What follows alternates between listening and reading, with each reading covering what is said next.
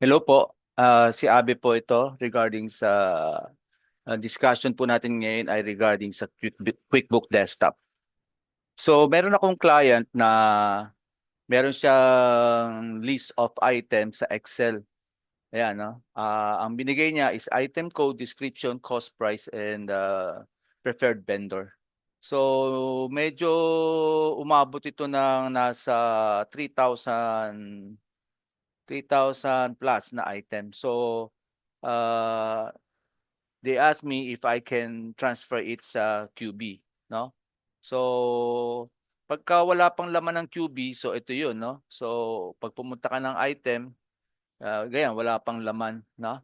So, ang gagamitin natin is itong add, edit, multiple entry. Okay? Yan. Tapos pipiliin natin na inventory part, then ipipaste lang natin dito. So, kailangan ayusin muna natin yung data para ma-copy paste natin dito. So, ang particular step na napansin ko, ang kanyang item code ay merong delimiter. So, meron siyang grouping, no? O kaya yung sub-level kung tawagin. Ang delimiter niya ay colon, no? So, ang gagawin natin ng first step is ibe-break natin 'yon. So, pumunta tayo dito sa isang nagawa ko na kasi ito, eh, no?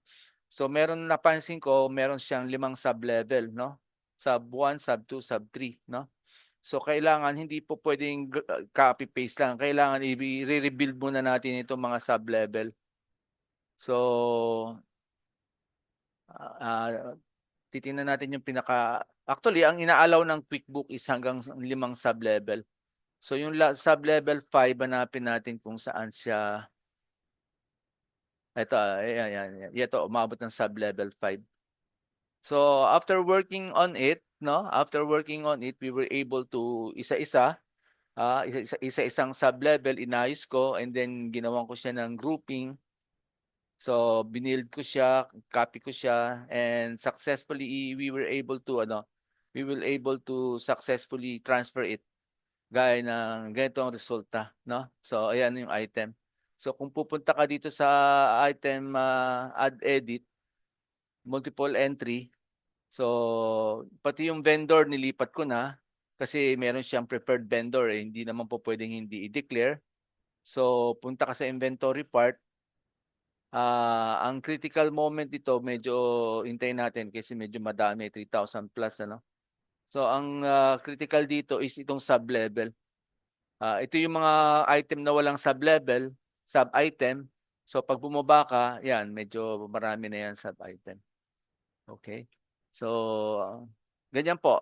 In case na meron kayong need to transfer bulk entry from Excel data, like invoice or billing, na gusto nyong patulong para mabawasan ang manual entry, just visit, no, qbdhub.ph. Thank you.